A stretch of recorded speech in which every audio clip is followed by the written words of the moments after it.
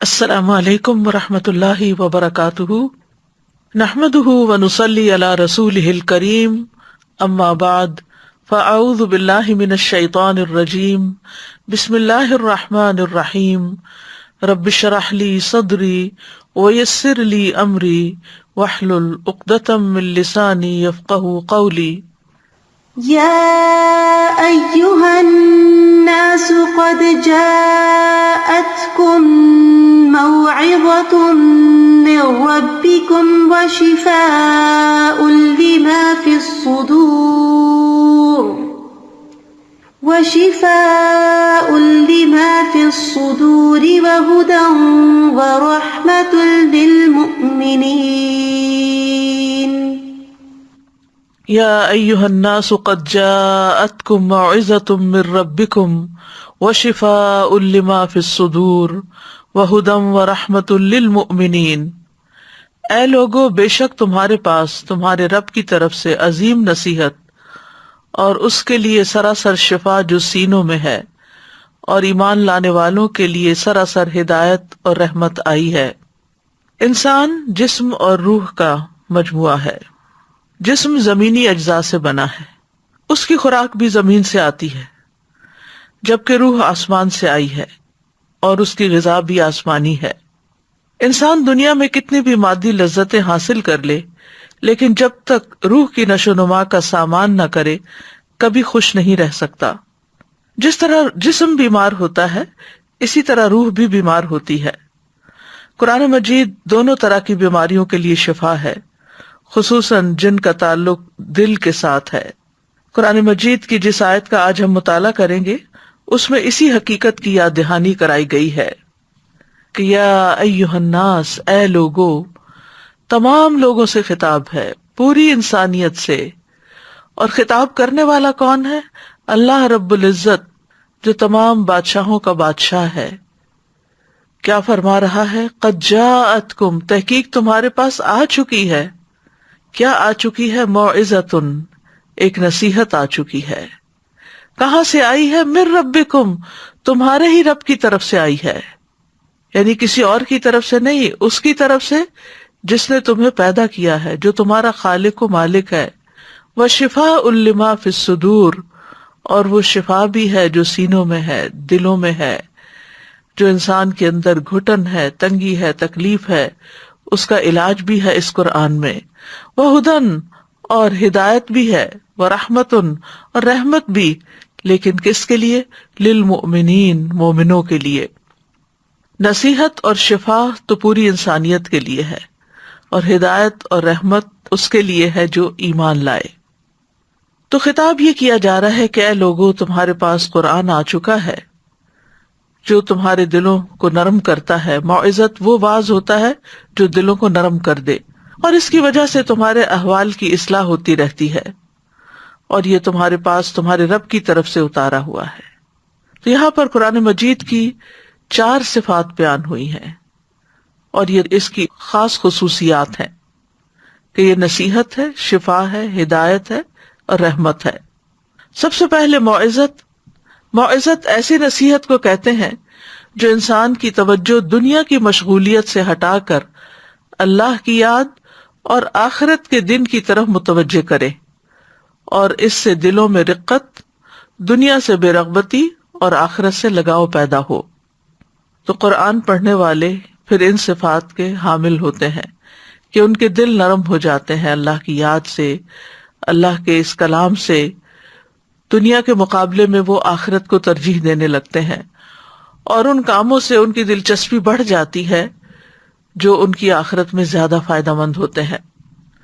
دوسری چیز ہے شفا، وشفاء لما فی الصدور، کہ سینوں کے اندر جو بھی بیماریاں ہیں، مثلا شرک ہے، نفاق ہے، حسد ہے، بغض ہے، خود غرضی ہے، بخل ہے، لالچ ہے، ان تمام چیزوں کو دور کرتا ہے قرآن۔ یعنی جو شخص قرآن پڑھنے کا حق ادا کرتا ہے، اس پر عمل کرتا ہے، اس کے دل سے یہ بیماریاں دور ہو جاتی ہیں جو خود انسان ہی کے لیے تکلیف کا باعث ہوتی ہیں۔ تیسری چیز وہدن، اور ہدایت، یعنی یہ قرآن انسان کی زندگی کے تمام شعبوں میں اس کی پوری رہنمائی کرتا ہے۔ وہ فرد کے حقوق کے بارے میں بھی بتاتا ہے، وہ معاشرے کے بارے میں بھی بتاتا ہے، اور اس سے یہ کہ ہر ایک کا دائرہ کار پتہ چلنے کے بعد پھر ایک دوسرے کے حقوق محفوظ ہو جاتے ہیں، کسی پر زیادتی نہیں ہوتی۔ اور چوتھی چیز ہے وَرَحْمَةٌ لِّلْمُؤْمِنِينَ، مومنوں کے لیے رحمت ہے، یعنی دنیا میں بھی باعث رحمت ہے اور آخرت میں بھی باعث رحمت ہے۔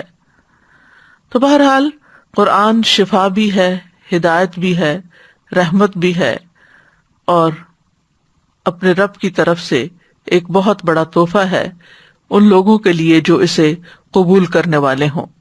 قرآن مجید کی دیگر آیات سے بھی پتہ چلتا ہے کہ قرآن شفا اور رحمت ہے۔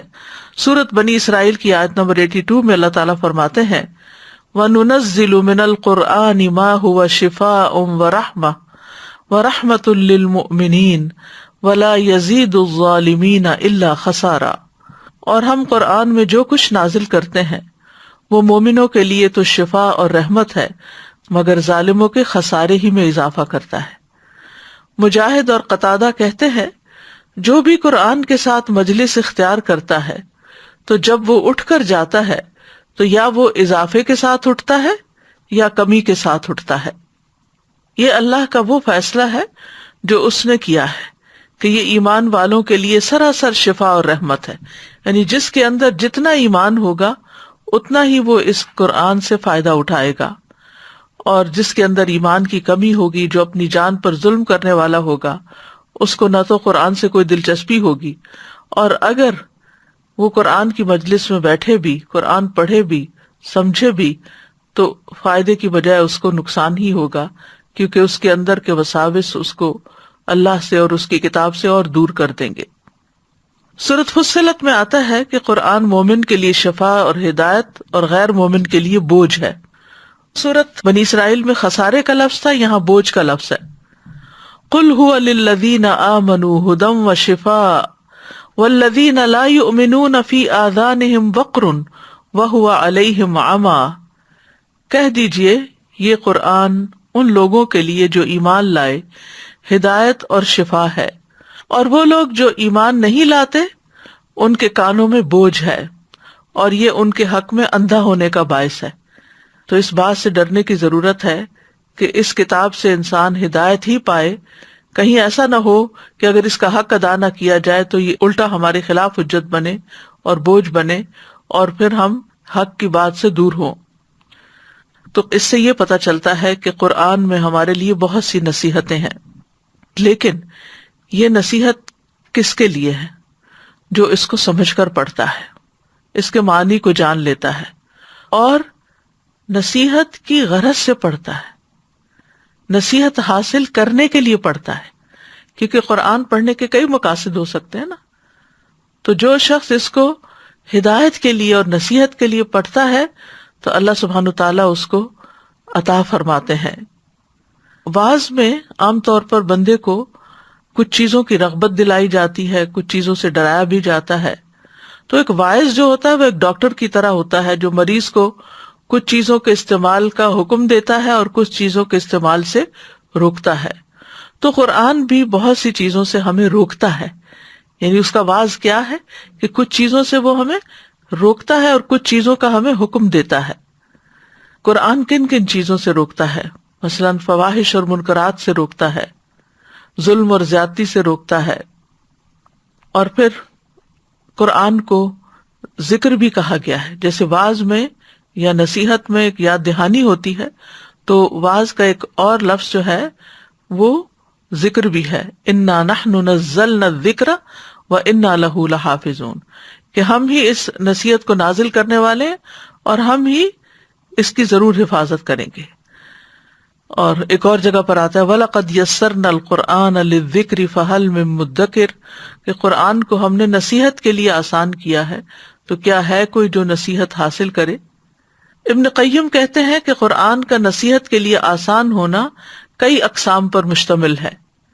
نمبر 1، اس کے الفاظ کو حفظ کے لیے آسان کیا ہے۔ نمبر 2، اس کے معنی کو فہم کے لیے آسان کیا ہے۔ نمبر 3، اس کے اوامر و منہیات پر عمل کرنے کے لیے اس کو آسان بنایا ہے۔ پھر یہ ہے کہ یہ قرآن تمام جہان والوں کے لیے ایک نصیحت ہے، ان ہوا الا ذکر للعالمین. پھر یہ کہ عقل والے اس سے نصیحت پکڑتے نہیں، ہے تو سب جہان والوں کے لیے ایک نصیحت، لیکن نصیحت حاصل کون کرتا ہے؟ جو عقل رکھتا ہو. سورۃ صاد میں آتا ہے کتاب انزلناہ الیک مبارک لیدبروا آیاتہ ولیتذکر اولو الالباب. جو کتاب ہم نے آپ کی طرف نازل کی ہے بڑی برکت والی ہے تاکہ لوگ اس کی آیات میں غور و فکر کریں اور اہل عقل اس سے سبق حاصل کریں. سورۃ یاسین میں آتا ہے ان ہوا الا ذکر وقرآن مبین لینذر من کان حیا، کہ وہ تو سراسر نصیحت اور واضح قرآن کے سوا کچھ نہیں تاکہ اسے ڈرائے جو زندہ ہو. یعنی یہ قرآن اس کو خبردار کرتا ہے جس کا دل زندہ ہو. تو ابن قیم کہتے ہیں کہ لوگوں کی 3 قسمیں ہیں. ایک وہ جس کا دل مر چکا ہے، یعنی جس کا کوئی دل ہی نہیں، تو یہ قرآن اس کے حق میں نصیحت نہیں بنتا. دوسرا وہ شخص جس کا دل زندہ اور اہلیت رکھنے والا ہے، لیکن وہ قرآن کی آیات کو کان لگا کے نہیں سنتا، دل سے نہیں سنتا، کہ جس کے ذریعے ان نشانیوں کے بارے میں اللہ تعالیٰ خبر دے رہے ہیں جو دکھائی دینے والی ہیں، تو ان کے اوپر پھر وہ توجہ بھی نہیں کرتا. تو یا تو وہ آیات اس تک پہنچی نہیں، یا پہنچی ہے تو اس کا دل کسی اور طرف مشغول ہے، یعنی اہلیت ہے لیکن اس تک وہ بات پہنچی نہیں کہ جس کو وہ لے کر آگے بڑھے، ترقی کرے. تو پھر دوسری صورت یہ ہے کہ پہنچ گئی اور وہ توجہ نہیں کر رہا، دل غیر حاضر ہے. یعنی ایک وہ جس کا دل حاضر ہے، دوسرا وہ جس کا دل غیر حاضر ہے، اس کو بھی نصیحت نہیں ہوتی حالانکہ اس میں اہلیت موجود ہوتی ہے. اور تیسرا وہ شخص ہے جس کا دل بھی زندہ ہے اور اہلیت بھی رکھتا ہے، اور جب اس پر آیات تلاوت کی جاتی ہیں تو وہ اپنے کان لگاتا ہے اور اپنے دل کو حاضر کرتا ہے، اور جو کچھ وہ سن رہا ہوتا ہے وہ اسی کی طرف متوجہ ہوتا ہے، ادھر ادھر نہیں اس کا دل بھٹکتا. تو اس قسم کے لوگ جو ہوتے ہیں وہی دراصل ان آیات سے بھی فائدہ اٹھاتے ہیں جو تلاوت کی جاتی ہیں، اور ان آیات سے بھی فائدہ اٹھاتے ہیں جو مشاہدے سے تعلق رکھتی ہیں، جیسے پہاڑ، آسمان، زمین وغیرہ. پھر اسی طرح یہ ہے کہ اس سے یہ بھی پتہ چلتا ہے کہ جو علم حاصل کرتا ہے اور توجہ سے حاصل کرتا ہے وہی اس قرآن سے فائدہ اٹھاتا ہے. وَتِلْكَ الْأَمْثَالُ نَضْرِبُهَا لِلنَّاسِ وَمَا يَعْقِلُهَا إِلَّا الْعَالِمُونَ. یہ مثالیں جو ہم لوگوں کے لیے بیان کرتے ہیں انہیں صرف جاننے والے ہی سمجھتے ہیں. ابن قیم کہتے ہیں کہ جو کوئی قرآن سے رہنمائی حاصل کرنا چاہتا ہے اسے چاہیے کہ قرآن میں غور و فکر اور تدبر کرے. ابن تیمیہ بھی یہی کہتے ہیں کہ جو کوئی رہنمائی حاصل کرنے کے لیے قرآن میں تدبر کرتا ہے تو حق کا راستہ اس پر واضح ہو جاتا ہے. اور انہوں نے 2 شرائط بتائی ہیں کہ تدبر اور ہدایت کی تلاش ہو تب انسان کو نصیحت حاصل ہوتی ہے. یعنی کچھ لوگ تدبر تو کرتے ہیں لیکن ان کا مقصد صرف باتیں کرنا ہے یا اس میں غور و فکر کرنا ہے یا اس کے نئے نئے پہلو نکالنا، لیکن وہ عمل کی نیت سے نہیں لیتے اس کو. وہ محض قرآن کے معنی جاننا چاہتے ہیں، اس سے ہدایت حاصل نہیں کرنا چاہتے اور اس کو اپنے لیے مشعل راہ نہیں بنانا چاہتے کہ جس کی روشنی میں پھر وہ سیدھے راستے پہ چل سکیں. تو جب آپ قرآن میں غور کریں، تدبر کریں، تو ساتھ ہی اسے ہدایت کی نظر سے پڑھیں، یعنی وہ تدبر ہدایت کی نظر سے ہو اور پھر اس کو اپنے لیے مشعل راہ بنایا جائے، تو اس طرح انشاءاللہ ہدایت ملے گی. قرآن مجید کے نصیحت کے انداز کیا ہیں؟ اس میں نمبر 1 خوشخبری دینا، نمبر 2 ڈرانا. یعنی نصیحت کے لیے وہ خوشخبری بھی دیتا ہے اور ڈراتا بھی. اور آپ یہ غور کریں گے قرآن پڑھتے ہوئے کہ جہاں خوشخبری کی بات آئی ہے وہاں عذاب کی بات بھی آئی ہے، اور جہاں کہیں عذاب کی بات آئی ہے وہاں خوشخبری کی بات بھی آئی ہے. پھر قرآن کا جو اسلوب ہے اس میں سوال بہت ہے، اس کو اسلوب استفہام کہتے ہیں، کہ سوال کر کے لوگوں کے ذہن کو سوچنے کے لیے مجبور کیا گیا ہے کہ انسان غور و فکر کرے. مثلاً قرآن مجید میں آتا ہے افلا تعقلون، افلا تتفکرون، افلا تتذکرون. کیا تم سمجھتے نہیں؟ کیا تم غور نہیں کرتے؟ کیا تم نصیحت حاصل نہیں کرتے؟ اسی طرح قرآن واقعات کے ذریعے نصیحت کرتا ہے، واقعات کے ذریعے. یعنی اوپر ہم نے جو مین آیت پڑھی اس میں آیا نا کہ یہ تمہارے پاس ایک نصیحت آ گئی ہے، تو نصیحت کس کس انداز میں؟ ڈرا کے، خوشخبری دے کے بھی، سوال کر کے بھی، اور واقعات سنا کے بھی. یعنی پچھلی قوموں کے جو حالات ہیں وَكُلًّا نَّقُصُّ عَلَيْكَ مِنْ أَنْبَاءِ الرُّسُلِ مَا نُثَبِّتُ بِهِ فُؤَادَكَ وَجَاءَكَ فِي هَٰذِهِ الْحَقُّ وَمَوْعِظَةٌ وَذِكْرَىٰ لِلْمُؤْمِنِينَ، اور ہم رسولوں کی خبروں میں سے ہر وہ چیز تجھ سے بیان کرتے ہیں جس کے ساتھ ہم آپ کے دل کو ثابت رکھتے ہیں، اور آپ کے پاس ان میں حق اور مومنوں کے لیے نصیحت اور یاد دہانی آ گئی ہے۔ اور پھر اولین و آخرین کی خبر دے کر۔ تو عبداللہ بن مسعود کہتے ہیں کہ جو شخص علم حاصل کرنا چاہتا ہے اسے چاہیے کہ قرآن میں غور و فکر کرے، اس لیے کہ اس میں پہلے اور پچھلے تمام علوم موجود ہیں، یعنی ہر دور کے مطابق یہ قرآن نصیحت کرتا ہے۔ دوسری صفت جو اس آیت میں بتائی گئی ہے وہ ہے وَشِفَاءٌ لِمَا فِی الصُّدُورِ، کہ قرآن میں شفا ہے۔ ابن قیم کہتے ہیں قرآن سینے کی بیماریوں کے لیے شفا ہے، یہ ان وسوسوں، خیالات اور فاسد ارادوں کو ختم کر دیتا ہے جو شیطان دل میں ڈالتا ہے۔ اور سینے کو خاص کرنے کی وجہ کیا ہے؟ کیونکہ یہ دل اور دیگر اعضاء کا مقام ہے، یعنی سارے اعضاء ہمارے دل کے ساتھ ہی جڑے ہوئے ہیں، اگر دل کو کوئی تکلیف پہنچتی ہے تو سارے اعضاء متاثر ہوتے ہیں۔ تو اس وجہ سے خاص طور پر صدور کا لفظ آیا جو سینوں کے اندر، سینوں کے اندر دل کو محفوظ کیا گیا ہے۔ اور حقیقت یہ ہے کہ دل کی لا علاج بیماریوں کی شفا قرآن کے اندر ہے، اور ایک دل وہ ہوتا ہے جو ایمان سے آباد ہوتا ہے، علم اور ہدایت کے نور سے بھرا ہوا ہوتا ہے، یہ دل زندہ ہوتا ہے۔ دوسرے وہ دل جو ایمان سے خالی ہوتا ہے اور وحی کے علوم سے خالی ہوتا ہے، تو یہ مردہ دل ہوتا ہے۔ تو دل کے مردہ ہونے کے دو اسباب ہیں، نمبر 1 جہالت اور نمبر 2 تکبر۔ جہالت جو ہے دل اور ایمان اور نور کے درمیان رکاوٹ بن جاتی، اور تکبر انسان کو علم حاصل نہیں کرنے دیتا۔ تو قرآن جہالت کو ختم کرنے کا ذریعہ ہے۔ جب دلوں کی جہالت ختم ہو جاتی ہے تو دل ایمان کے ساتھ لہلہانے لگتے ہیں، قرآن سے منور ہو جاتے ہیں، روشن ہو جاتے ہیں۔ تو قرآن میں جو شفا ہے وہ 3 طرح سے ہوئی۔ ایک یہ کہ گمراہی سے شفا، کیونکہ اس میں ہدایت ہے، دوسرے بیماری سے شفا کیونکہ اس میں برکت ہے، اور تیسرے فرائض اور احکام کو معلوم کرنے کے بارے میں شفا کیونکہ اس میں ہر چیز کی وضاحت ہے۔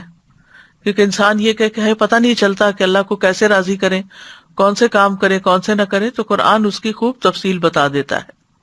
اور ویسے عمومی طور پر شک، تکبر، حسد، نفاق، بغض، ہم و غم، ان جیسی بیماریوں کے لیے شفا ہے۔ یہ چیزیں انسان کو جو عام طور پر بے چین رکھتی ہیں، جب انسان قرآن کے ساتھ غور و فکر کے ساتھ معاملہ کرتا ہے، اس کو سمجھتا ہے، تو یہ چیزیں بہت چھوٹی معلوم ہوتی ہیں، بہت پیٹی لگتی ہیں کہ یہ میں اپنے دل میں کیا کسی کے بارے میں بات لے کے بیٹھی ہوئی ہوں، یہ تو کوئی مسئلہ ہی نہیں جس کو میں مسئلہ سمجھے ہوئے ہوں، مسائل تو اس سے کہیں زیادہ بڑے ہیں۔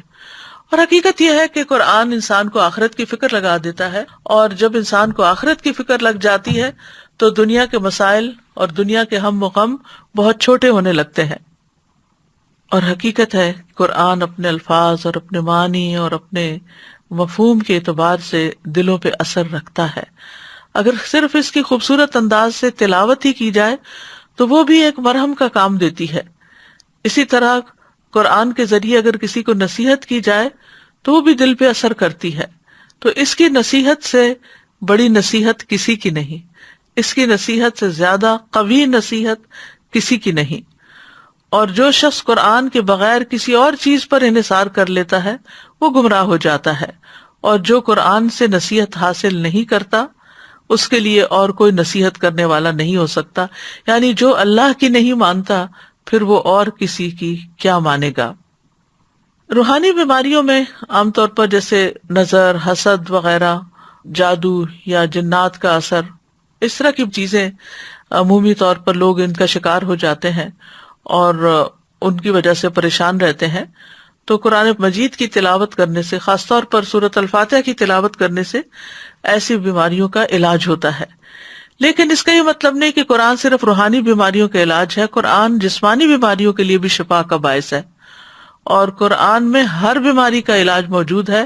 ابن قیم کہتے ہیں دلوں اور جسموں کی بیماریوں میں سے کوئی بیماری ایسی نہیں جس کا علاج اور اس کے سبب کی طرف رہنمائی کا ذریعہ قرآن میں موجود نہ ہو، بلکہ امام قرطبی تو کہتے ہیں کہ قرآن کے ہر حرف میں شفا ہے۔ وَنُنَزِّلُ مِنَ الْقُرْآنِ مَا هُوَ شِفَاءٌ وَرَحْمَةٌ اور ہم قرآن میں جو کچھ بھی نازل کرتے ہیں وہ مومنوں کے لیے شفا اور رحمت ہے. یعنی اس کا مطلب یہ ہے کہ ہم نے قرآن کو بطور شفا نازل کیا ہے، کیونکہ اس میں موجود ہر حرف شفا دیتا ہے، اور قرآن سے شفا حاصل کرنا صرف اس کے بعض حصے کے ساتھ ہی مخصوص نہیں، پورا قرآن ہی شفا ہے.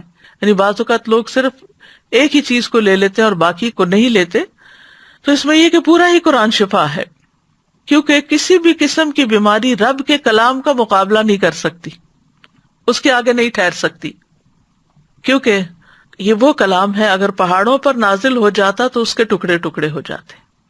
لیکن اس کے لیے انسان کو یقین چاہیے کہ یقینی طور پر شفا قرآن کے اندر ہے.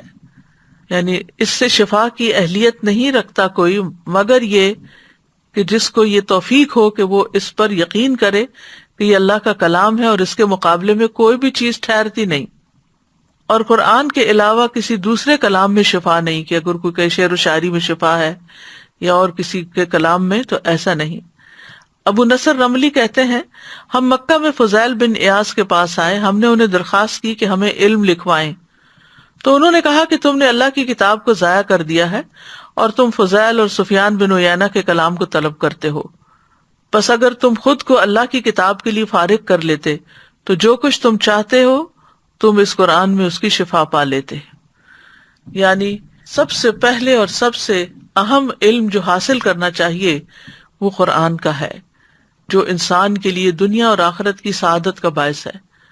اور اس کے بعد دوسری چیزوں کو اہمیت دے یا توجہ دے، کیونکہ اگر کسی کو قرآن سے فائدہ نہیں پہنچتا یا قرآن کی حکمتیں اگر کسی نے نہیں جانی تو پھر دنیا کے باقی علوم کے بارے میں تو یہ پتہ ہی نہیں کہ ان کے اندر کتنی صداقت ہے اور کتنی حقیقت ہے، کیونکہ اصل حقیقت تو قرآن ہی بتاتا ہے. ابن الجوزی کہتے ہیں جو اللہ کی کتاب سے شفا طلب نہیں کرتا وہ ہمیشہ بیمار ہی رہتا ہے، اور قرآن سے شفا حاصل نہ کرنا جو ہے یہ قرآن کو چھوڑ دینے میں سے ہی ہے. تو یاد رکھیے کہ قرآن بہترین رقیہ ہے، یعنی نظر بد، جادو، جنوں کے چمٹنے، اور اس کے علاوہ بھی قلب و روح کی بیماریوں اور جسمانی بیماریوں کے لیے بھی بہت بڑی شفا ہے. حضرت عائشہ سے مروی ہے کہ رسول اللہ صلی اللہ علیہ وسلم ان کے پاس تشریف لائے تو ایک عورت ان کا علاج کر رہی تھی یا ان کو دم کر رہی تھی، تو آپ نے فرمایا کتاب اللہ یعنی قرآن مجید کے ساتھ اس کو دم کرو، اس کا علاج کرو.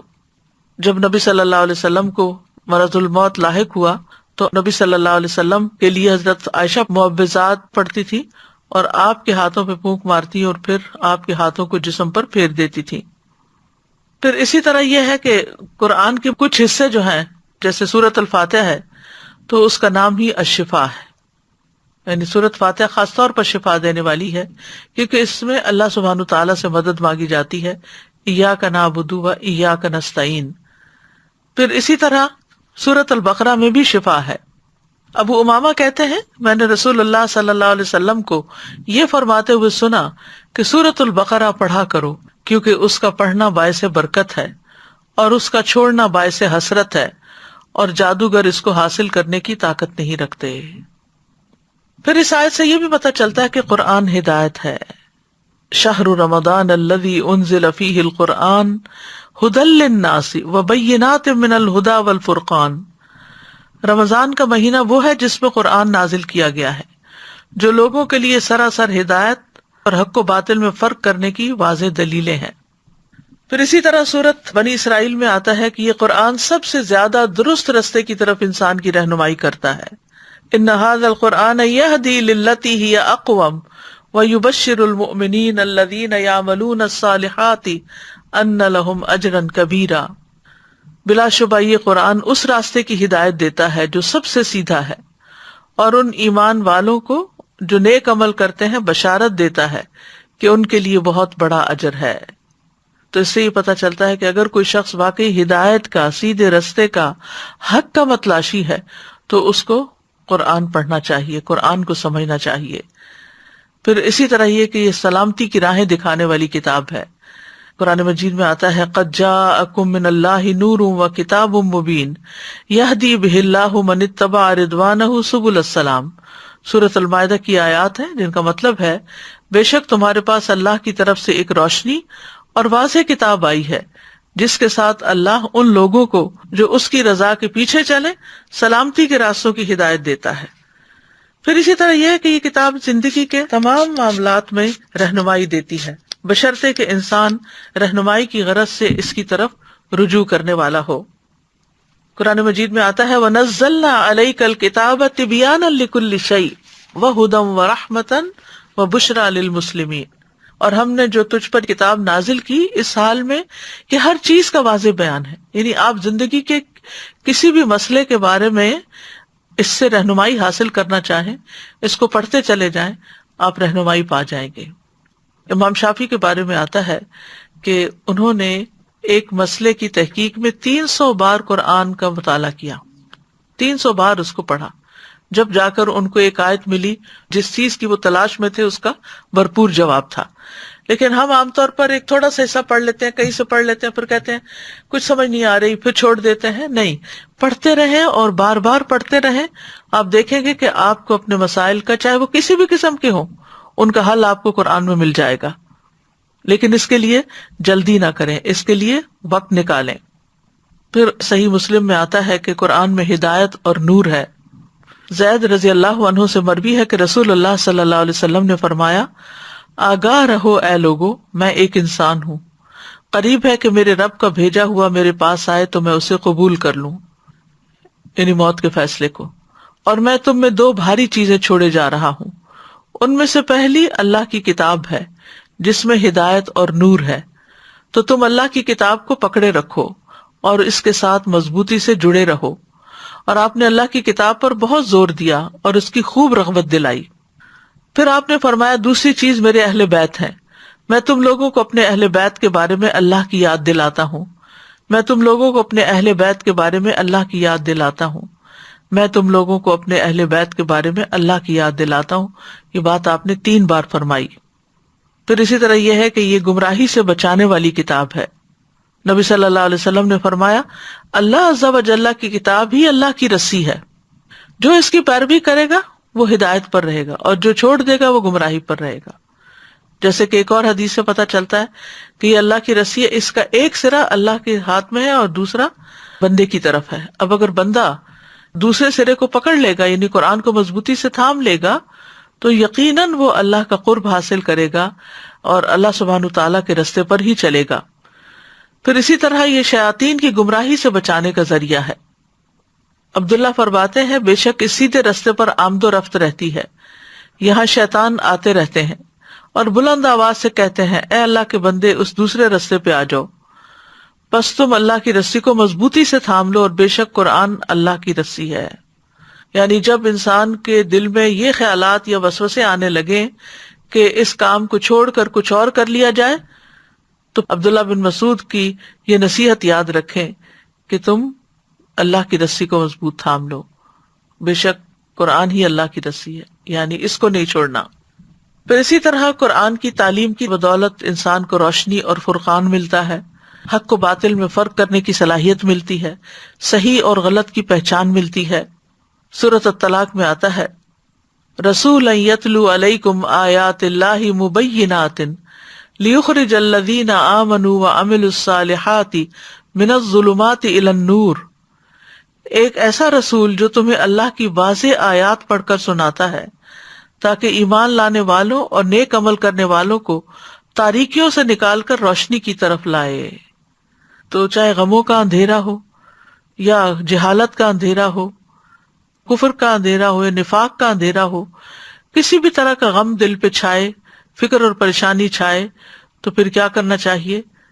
جو رسول اللہ صلی اللہ علیہ وسلم نے کیا کہ اللہ نے ایک ایسا رسول بھیجا جو تمہیں اللہ کی واضح آیات پڑھ کر سناتا ہے، کیونکہ ہر شخص خود پڑھنا نہیں جانتا، پڑھ کر اس طرح کا مطلب نہیں سمجھتا جو سمجھنا چاہیے، تو یہاں پر اس بات کی وضاحت کر دی گئی۔ پھر اسی طرح یہ ہے کہ قرآن کو نور بھی کہا گیا ہے، یعنی ہدایت بھی رہنمائی کرنے والی چیز ہے، نور سے بھی انسان کو راہ ملتی ہے۔ وَأَنزَلْنَا إِلَيْكُمْ نُورًا مُبِينًا، ہم نے تمہاری طرف ایک واضح نور نازل کیا ہے، یعنی قرآن مجید۔ پھر قرآن کی بدولت حکمت اور دانائی ملتی ہے۔ کعب رضی اللہ عنہ کہتے ہیں قرآن کو لازم پکڑ لو، کیونکہ وہ عقل کی تیزی، حکمت کی روشنی اور علم کا سر چشمہ ہے، اور رحمان کی طرف سے نازل ہونے والی کتابوں میں سب سے نئی کتاب ہے۔ اللہ نے تورات میں یہ بات فرمائی ہے، اے محمد میں تم پر جدید تورات نازل کروں گا جو نابینا آنکھوں، بہرے کانوں اور غفلت میں پڑے ہوئے دلوں کو کھول دے گی۔ تو اس سے یہ بھی پتہ چلتا ہے کہ اس سے انسان بہتر دیکھنے لگتا ہے، صرف فزیکلی نہیں بلکہ چیزوں کی حقیقت، لوگوں کی حقیقت، دنیا کی حقیقت سمجھ میں آنے لگتی ہے۔ اور اسی طرح یہ کہ انسان کے سننے کا انداز بدل جاتا ہے۔ پہلے وہ صرف اپنی پسند کی سننا چاہتا ہے، لیکن قرآن پڑھنے کے بعد اس کے اندر یہ وسعت بھی آ جاتی ہے کہ وہ اپنے علاوہ دوسروں کی بھی سنے، اور ہر اچھی بات کو سننے کا وہ شوقین ہو جاتا ہے۔ پھر اسی طرح غفلت میں پڑے ہوئے دلوں کو کھول دیتی ہے۔ تو یہ بھی بہت ضروری ہے کہ ہم جب پڑھیں تو دل کے ساتھ پڑھیں تاکہ دل کی غفلت دور ہو۔ قرآن گناہوں سے بچانے کا ذریعہ بھی ہے، یعنی صرف ہدایت کی راہ، عمل کی راہ نہیں دکھاتا بلکہ گمراہ ہونے سے بچاتا بھی ہے، گناہوں سے بچاتا بھی ہے۔ تو قرآن کو ہدایت کی غرض سے پڑھنا چاہیے کہ اس سے رہنمائی حاصل کریں۔ حسن بصری کہتے ہیں قرآن اس لیے نازل کیا گیا تاکہ اس پر غور و فکر کیا جائے اور اس پر عمل کیا جائے، لیکن لوگوں نے محض اس کی تلاوت کو اپنا عمل بنا لیا ہے۔ وہ سمجھتے ہیں کہ ہم تلاوت کر رہے ہیں تو ہم اس کا حق ادا کر رہے ہیں۔ تو نزول قرآن کا مقصد صرف تلاوت نہیں ہے، یعنی قرآن اللہ نے صرف اس لیے نہیں نازل کیا کہ بس ایک دوسرے کا مقابلہ کرو کہ میں نے رمضان میں 7 قرآن ختم کر لیے اور میں نے اتنا پڑھ لیا ہے۔ ٹھیک ہے، نبی صلی اللہ علیہ وسلم سے ثابت ہے کہ آپ ہر رمضان میں جتنا نازل ہوتا تھا اتنا جبریل علیہ السلام کے ساتھ دور کیا کرتے تھے، اور آخری سال آپ نے 2 دفعہ کیا۔ ٹھیک ہے، آپ 2 دفعہ ضرور پڑھیں، مثلا تراویح میں پڑھ لیں اور 1 دفعہ دیکھ کے ویسے بیٹھ کے پڑھ لیں۔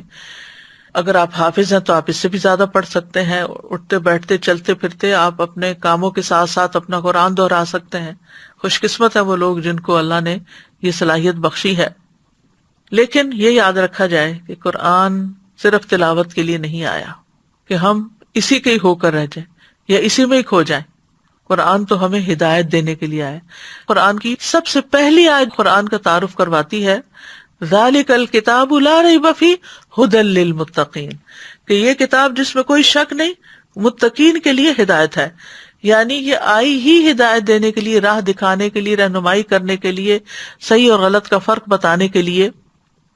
اور پھر جتنا جتنا انسان اس میں تدبر کرتا جاتا ہے اتنا ہی اس کو رہنمائی بہتر طور پر ملتی جاتی ہے، کیونکہ قرآن پر تدبر سے ہی ہدایت ملتی ہے۔ ابن تیمیہ کہتے ہیں، من تدبر القرآن طالب الہدی منہ تبین لہ طریق الحق، جو ہدایت کی غرض سے، ہدایت کی نیت سے قرآن میں تدبر کرتا ہے اس کے لیے حق کا راستہ واضح ہو جاتا ہے، اور جو تدبر نہ کرے ان کی مذمت بھی کی گئی ہے۔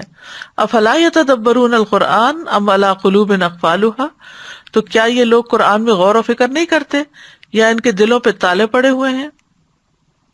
تو بعض لوگوں کو ہو سکتا ہے تدبر کا معنی نہ آتا ہو۔ تدبر کا مطلب غور و فکر کرنا ہوتا ہے، پے در پے اس کو پڑھنا ہوتا ہے، ریپیٹیشن کرنی ہوتی ہے، اور اس کے مفہوم اور معنی کو مختلف جگہوں سے دیکھ کر، تفسیریں پڑھ کر اس کو بتانا ہوتا ہے، خود بھی اور دوسروں کو بھی۔ پھر قرآن کی محض تلاوت کرنے اور اس پر عمل نہ کرنے والے کی سزا بھی ہے۔ یعنی ہم سمجھتے ہیں کہ ہم تلاوت کر کے یا صرف پڑھ کے یا دوسروں کو پڑھا کے کامیاب ہو گئے اور یہی کام رہ گیا دنیا میں، تو ایسا نہیں ہے، کیونکہ اگر ہمارا اپنا عمل اس کے مطابق نہیں ہوتا تو بہت سخت وعید ہے۔ رسول اللہ صلی اللہ علیہ وسلم نے فرمایا، میں معراج کی رات ایسے لوگوں پر گیا جن کے ہونٹ آگ کی کینچیوں سے کاٹے جا رہے تھے، جب بھی وہ کاٹے جاتے تو وہ مکمل ہو جاتے۔ میں نے پوچھا، جبریل یہ کون لوگ ہیں؟ انہوں نے کہا، یہ آپ کی امت کے وہ خطیب ہیں جو وہ بات کہتے تھے جو خود نہیں کرتے تھے۔ بعض اوقات ہم چیز فارورڈ پہ فارورڈ کرتے چلے جاتے ہیں، لیکن یہ نہیں سوچتے کہ اس پر ہم نے خود بھی عمل کیا یا نہیں، یا وہ ہمیں سمجھ بھی آئی یا نہیں۔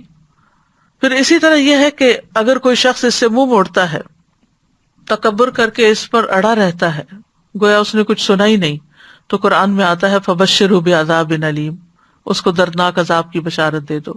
یعنی اگر وہ غور و فکر نہیں کرتا اور آیات سنتا ہے، تکبر کرتے ہوئے اپنی مرضی اور اپنے خیالات پہ اڑا رہتا ہے، تو پھر اس کے لیے عذاب کی بشارت ہے۔ پھر اسی طرح قرآن سے غفلت برتنے والے کی سزا ایک حدیث میں نبی صلی اللہ علیہ وسلم بتاتے ہیں کہ خواب میں آپ نے دیکھا کہ ایک شخص جس کا سر پتھر سے کچلا جا رہا تھا وہ قرآن کا حافظ تھا، مگر وہ اس قرآن سے غافل ہو گیا اور فرض نماز پڑھے بغیر سو جایا کرتا تھا۔ اور چوتھی صفت اس کتاب کی ہے وَرَحْمَةٌ لِّلْمُؤْمِنِينَ، یہ قرآن رحمت ہے مومنوں کے لیے۔ رحمت سے مراد وہ بھلائی، احسان، دنیاوی اور اخروی ثواب ہے جو ہدایت یافتہ انسان کو حاصل ہوتا ہے۔ یعنی قرآن رحمت ہے، اور یہ رحمت کس کو حاصل ہوتی ہے؟ جو ہدایت پر ہوتا ہے۔ تو معلوم ہوتا ہے کہ ہدایت بہترین وسیلہ ہے اور رحمت مطلوب ہے، اور اس کی طرف صرف اہل ایمان ہی کو رہنمائی حاصل ہوتی ہے، اور اہل ایمان ہی اس کی رحمت سے نوازے جاتے ہیں، اور یہ ایمان والوں کے لیے ہی ہدایت اور رحمت ہے۔ قرآن مجید میں آتا ہے وَهُدًى وَرَحْمَةٌ لِّلْمُؤْمِنِينَ، اور پھر جو اس قرآن کا انکار کرتا ہے تو یہ قرآن ان کے اندھے پن کا سبب بن جاتا ہے، اور اس کے ساتھ کفر کرنے کی سزا ہمیشہ کی بھڑکتی ہوئی آگ ہو جاتی ہے۔ اسی لیے کہا کہ یہ ایمان والوں کے لیے رحمت ہے، جو ایمان نہیں لاتے اس پر ان کے لیے رحمت نہیں بنتی بلکہ اندھے پن کا سبب بنتی ہے۔ پھر اسی طرح جو لوگ اس کتاب کو تھام لے وہ اللہ کی رحمت میں داخل ہوں گے۔ سورۃ النساء میں اللہ تعالیٰ فرماتے ہیں یا ایھا الناس قد جاءکم برہان من ربکم وانزلنا الیکم نورا مبینا فاما الذین آمنوا باللہ واعتصموا بہ فسیدخلہم فی رحمت منہ وفضل ویہدیہم الیہ صراطا مستقیما۔ اے لوگو، بے شک تمہارے پاس تمہارے رب کی طرف سے ایک واضح دلیل آ چکی ہے، اور ہم نے تمہاری طرف ایک واضح نور نازل کیا ہے، تو جو لوگ اللہ پر ایمان لائے اور اسے مضبوطی سے تھام لیا تو ان قریب وہ انہیں اپنی خاص رحمت اور فضل میں داخل کرے گا اور انہیں اپنی طرف آنے کی رہنمائی عطا کرے گا۔ تو اس آیت سے بھی یہ بات پتہ چلتی ہے کہ اللہ تعالیٰ کی رحمت اور فضل حاصل کرنے کے لیے ایمان لا کر اس کتاب کو مضبوطی سے تھامنا ضروری ہے۔ اور مضبوطی کا مطلب یہ نہیں کہ بس جکڑ پکڑ کے رکھے اس کو، مطلب یہ کہ اس کے ساتھ اسٹرانگ کنیکشن ہو ہمارا۔ پھر اسی طرح جب تلاوت قرآن ہوتی ہے گھروں میں، اس وقت فرشتے ان گھروں کو ڈھانپ لیتے ہیں، جیسا کہ اس حدیث میں آتا ہے جو لوگ اللہ کے گھروں میں سے کسی گھر میں اللہ کی کتاب کی تلاوت کرتے ہیں اور اس کی تعلیم میں مصروف ہوتے ہیں، ان پر سکینت نازل ہوتی ہے اور رحمت انہیں ڈھانپ لیتی ہے، اور فرشتے انہیں گھیر لیتے ہیں، اور اللہ ان کا ذکر اپنے پاس موجود فرشتوں میں کرتا ہے۔ گھروں سے شیاطین بھاگ جاتے ہیں، اس کی بدولت جان اور مال اور اولاد میں برکت ہوتی ہے۔ اللہ تعالیٰ اس کے ذریعے کچھ لوگوں کے درجات بلند کرتا ہے، دنیا میں بھی عزت عطا کرتا ہے اور آخرت میں بھی۔ امام ابراہیم مقدسی اپنے شاگرد عباس بن عبد الدائم کو کہا کرتے تھے قرآن کی تلاوت کثرت سے کرو اور اسے ترک نہ کرو، تو جو تم طلب کرنا چاہتے ہو وہ تمہارے لیے اتنا ہی آسان ہو جائے گا جتنا تم قرات کرو گے۔ یعنی کسی مقصد کے لیے آپ اگر پڑھتے ہیں تو جتنا آپ پڑھتے جاتے ہیں اور دل کی حضوری بھی ہوتی ہے تو اتنا ہی آپ کا مسئلہ جلد حل ہوتا ہے۔ پھر اسی طرح یہ ہے کہ دنیا اور آخرت میں نجات ملتی ہے، بے پناہ اجر ملتا ہے، اور آخرت میں خاص طور پر قبر کے عذاب سے حفاظت کا ذریعہ ہے۔ قیامت کے دن قرآن انسانی شکل میں آئے گا جس کا رنگ اڑا ہوا ہوگا، وہ کہے گا میں وہی ہوں جس نے تجھے رات میں بیدار رکھا، یعنی تہجد یا تلاوت تراویح وغیرہ کے لیے، اور دن میں تجھے پیاسا رکھا۔ قیامت کے دن قرآن سفارشی بن کر آئے گا، بندے پر سایہ کرے گا، انسان کے لیے گواہی دینے والا ہوگا۔ قاری قرآن کے لیے عزت کا تاج اور اللہ کی رضامندی نازل ہوگی۔ والدین کے سر پر نور کا تاج پہنایا جائے گا۔ قرآن پڑھنے والوں کا جنت میں بہترین مقام ہوگا، اور جب سب لوگ وہاں چلے جائیں گے اور کسی کو کوئی شکایت نہیں رہے گی اور سب خوش ہو جائیں گے، تو پھر اس کے بعد ہمیشہ ہمیشہ کی نعمتیں ہی نعمتیں ہوں گی اس کے لیے۔ تو اللہ تعالیٰ سے دعا کرتے ہیں کہ اللہ تعالیٰ ہمیں بھی ہدایت اور رحمت عطا فرمائے۔ ربنا لا تزغ قلوبنا بعد اذ ہدیتنا وہب لنا من لدنک رحمہ انک انت الوہاب۔ پھر اسی طرح اللہم اہدنی فیمن ہدیت پھر یہ خاص دعا ہے جو قرآن سے متعلق ہے، اللہم انی عبدک وابن عبدک وابن امتک ناصیتی بیدک ماض فی حکمک عدل فی قضاؤک اسألک بکل اسم هو لک سمیت بہ نفسک او علمتہ احدا من خلقک او انزلتہ فی کتابک او استأثرت بہ فی علم الغیب عندک ان تجعل القرآن ربیع قلبی ونور صدری وجلاء حزنی وذہاب ہمی وغمی۔ یہ دعا جو ہے انسان کا رنج و غم بھی دور کرتی ہے اور قرآن کو سینے کی بہار بنا دیتی ہے۔ آپ بھی آزما کر دیکھیے، بہت فائدہ مند دعا ہے۔ تو کرنے کے کام یہ ہے کہ قرآن سے زیادہ تعلق جوڑنا چاہیے، اللہ کے خاص بندے بننا چاہیے، کیونکہ قرآن والے ہی اللہ کے خاص بندے ہیں۔ قرآن سنتے وقت سوچ، عقل، دل کو حاضر رکھیں۔ پھر اسی طرح قرآن سنتے وقت عبرت اور نصیحت حاصل کریں، اکیلے بیٹھ کر قرآن کے ساتھ وقت گزاریں اور اس پر غور و فکر کریں، کبھی مل کر بھی پڑھیں۔ پھر قرآن کو عمل کے لیے سیکھیں۔ ہم دیکھتے ہیں کہ سلف صالحین عمل کے لیے قرآن سیکھتے ہیں۔ وہ کہتے ہیں کہ ہمیں سے جب کوئی 10 آیات پڑھ لیتا تو جب تک اس سے فائدہ پورا نہ اٹھاتا وہ آگے نہیں بڑھتا تھا۔ پھر قرآن کے حروف کے ساتھ ساتھ اس کی حدود کا بھی خیال رکھیں، اپنے عمل سے قرآن کی تصدیق کریں، جتنا بھی علم حاصل ہو جائے اس کو آگے پہنچائیں۔ قرآن کو آگے سکھانے کا بہت زیادہ ثواب ہے۔ نبی صلی اللہ علیہ وسلم نے فرمایا، جس نے اللہ عز و جل کی کتاب کی ایک آیت بھی سکھائی، جب تک اس کی تلاوت کی جائے گی اس کو اس کا ثواب ہوگا۔ قرآن پڑھ کر سنگ دل نہ بنے، اپنے اندر نرمی پیدا کریں۔ تو بہرحال یہ تھی قرآن کی صفات جو اس آیت نمبر 57 سورۃ یونس میں بتائی گئی۔ اللہ تعالیٰ سے دعا ہے کہ اللہ تعالیٰ واقعی ہمارے لیے اس کتاب کو نصیحت، شفا اور ہدایت اور رحمت بنا دے۔ اللہ ہمیں ایمان کی بلندیاں نصیب فرمائے۔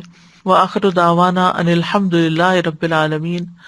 سبحانک اللہم وبحمدک اشہد ان لا الہ الا انت استغفرک واتوب الیک۔ السلام علیکم ورحمۃ اللہ وبرکاتہ۔